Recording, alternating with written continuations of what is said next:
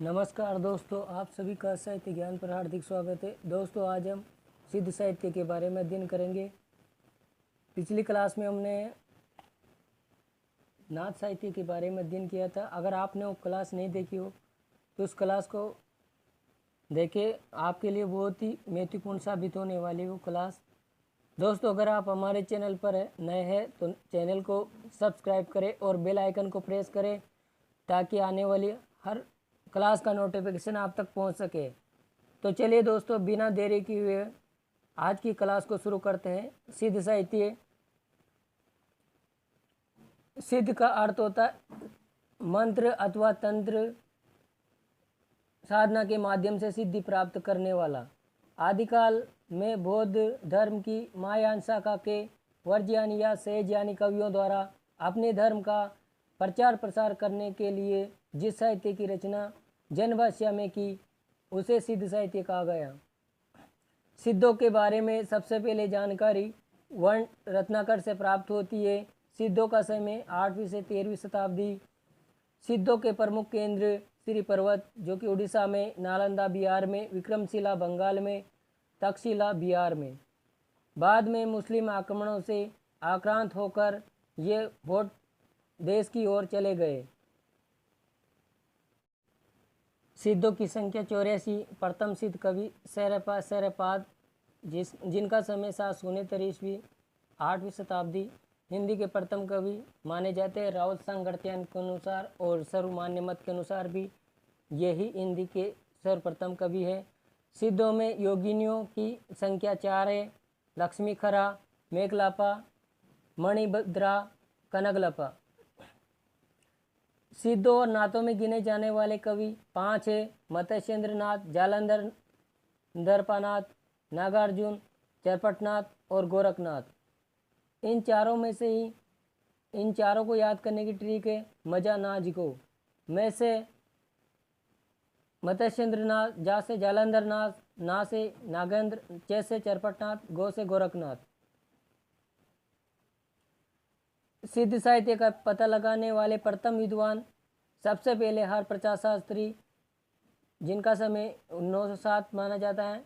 नेपाल से इन्होंने 1917 ईस्वी में सिद्धों की वाणियों का संकलन करवाया बौद्ध गानो दोहा के नाम से।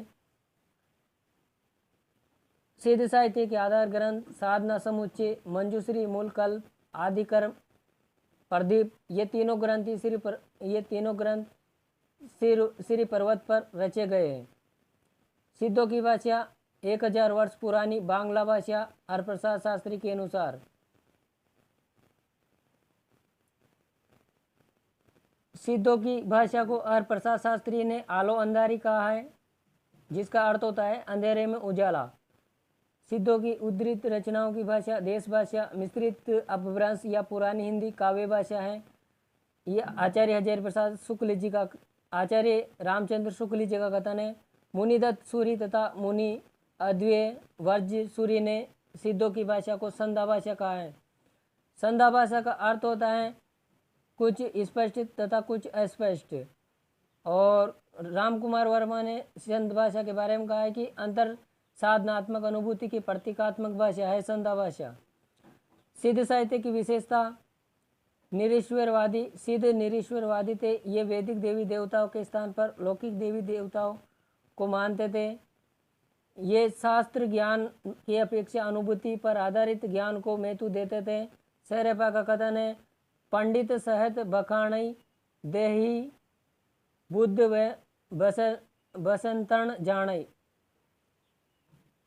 इन्होंने धार्मिक आडंबरों का विरोध किया, ब्राह्मणवाद एवं वैदिक धर्म का विरोध किया, तंत्र साधना पर बल दिया, नारी से वास को ब्रह्मानंद के समान मानते हैं। ये पंच मकार की प्रवृत्ति मांस, मदिरा, मत्स्य, मैथुन, मुद्रा अपने नाम के साथ आदर सूचक पा शब्द का प्रयोग किया है इन्होंने। जाति प्रथा एवं वर्ण व्यवस्था का विरोध किया। इनके यहाँ कमल योनि, कुलिस, लिंग या वृक्ष का प्रतीक है। इनमें चमत्कार प्रदर्शन की प्रवृत्ति भी मिलती है। इन्होंने उलट भाषाओं का प्रयोग किया है। सिद्ध साहित्य को निम्न 3 भागों में विभाजित किया गया। नीति या आचार संबंधित साहित्य, उपदेश परक साहित्य, साधनात्मक रहस्यवादी साहित्य।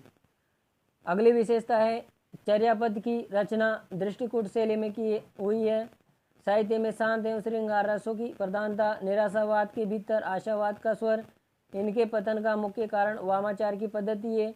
इन्होंने गुरु को महत्व दिया है। शिव शक्ति की युगल रूप में उपासना की है इन्होंने, और योग साधना शक्ति की शुद्धि पर बल दिया है इन्होंने। सिद्धों पर शोध कार्य करने वाले विद्वान, सबसे पहले बेंडल ने सिद्धों की रचनाओं का संकलन किया। हरप्रसाद शास्त्री ने सिद्धों की रचनाओं का प्रकाशन बोधगानो दोहा के नाम से करवाया है। मोस्ट इम्पोर्टेंट दोस्तों, याद रखिएगा, कई परीक्षाओं में पूछा जा चुका है।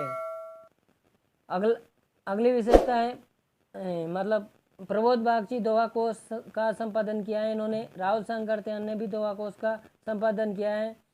हिंदी काव्यधारा रचना में इन्होंने सिद्धों की रचनाओं व सिद्धों का विवरण प्रस्तुत किया है।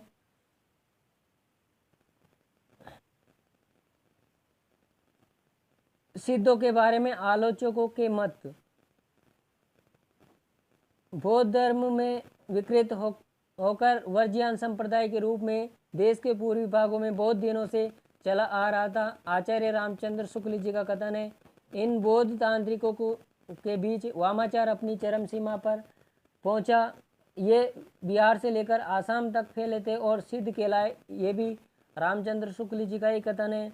जनता पर इन सिद्ध योगियों का प्रभाव विक्रम की 10वीं शताब्दी से ही पाया जाता है। आचार्य रामचंद्र शुक्ल जी का कथन, इनकी रचनाएं तांत्रिक विधान, योग साधना, आत्मनिग्रह, श्वास निरोध, भीतरी चक्रों, नाड़ियों की स्थिति, अंतर्मुखी साधना के महत्व इत्यादि सांप्रदायिक शिक्षा मात्र है। जीवन की स्वाभाविक अनुभूतियों और दशाओं से उनका संबंध नहीं है, अतः वह शुद्ध साहित्य के अंतर्गत नहीं आती है। शुक्ल जी का कथन है ये भी। और ये कथन इन्होंने सिद्धों, नाथों व जैन तीनों के संबंध में कहा था।